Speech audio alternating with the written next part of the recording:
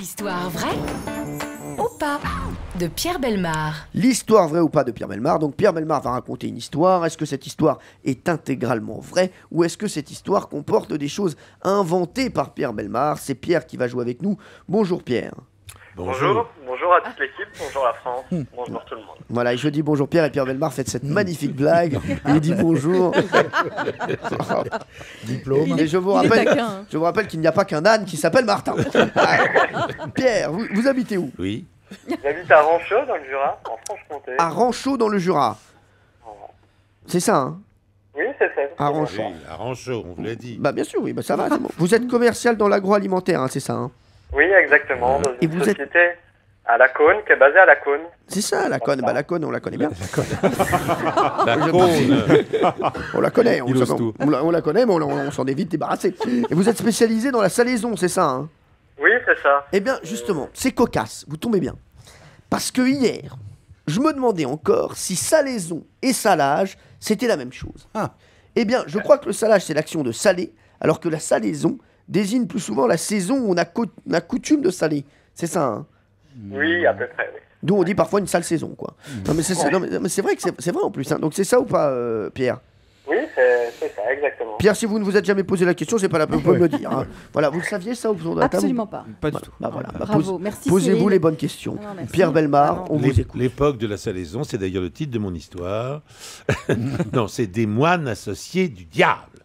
En 1958, les habitants d'un petit village pauvre de Sicile, Mazzarino, commencent à recevoir des lettres anonymes tapées à la machine leur demandant de fortes sommes d'argent. Dans cette partie de l'Italie où plane l'ombre sanguinaire de la mafia, les villageois s'étonnent à peine de cette nouvelle malédiction.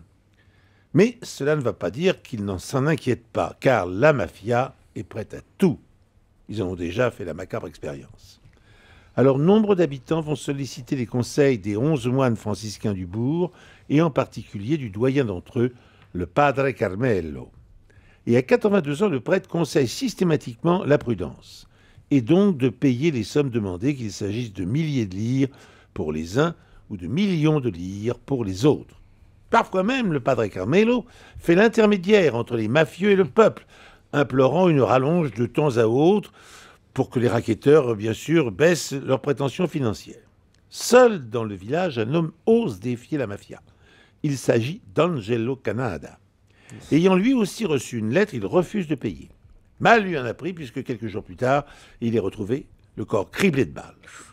Le courage est-il de famille? En tout cas, la veuve d'Angelo, pour que la mort de son mari ne soit pas inutile, brisa l'omerta et porte plainte devant la justice. Ce que va découvrir le policier en charge de l'enquête est proprement aberrant. S'intéressant aux activités du monastère, il découvre non seulement que le racket est orchestré depuis toujours par Don Carmelo, assisté de 3 moines, mais également que les moines se font graisser la patte par le Parti démocrate en jouant les agents électoraux et que plusieurs d'entre eux entretiennent une correspondance sulfureuse avec des demoiselles. Non. Oh là là. Il faudra néanmoins attendre 1966 pour que les coupables soient emprisonnés. Appliquant les méthodes de la mafia jusqu'au bout, les moines avaient su faire pression sur les victimes et les juges pendant 8 années. Pierre Bellemare qui nous a raconté une histoire. Elle était dense, hein, cette histoire. Ah, elle est très dense. Elle est Ouais. très dense. Alors, Mais elle a tout d'une vraie à la fois. Ouais. hein. Thomas Hervé, elle a tout d'une vraie. C'est très très très crédible toute cette histoire. Jean-Luc Lemoine. Je déteste qu'on dise du mal des moines. Alors oui, je sais ça aussi. Donc je suis contre. Valérie Benaïm. Non, j'y crois de A à Z. Jérôme Bonaldi. Plausible, oui. Plausible de A à Z. Pierre Bellemare.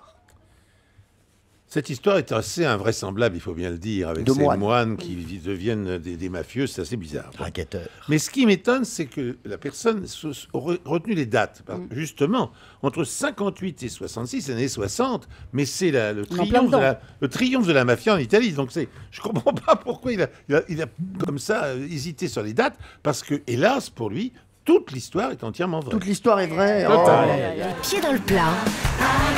Cyril Hanouna.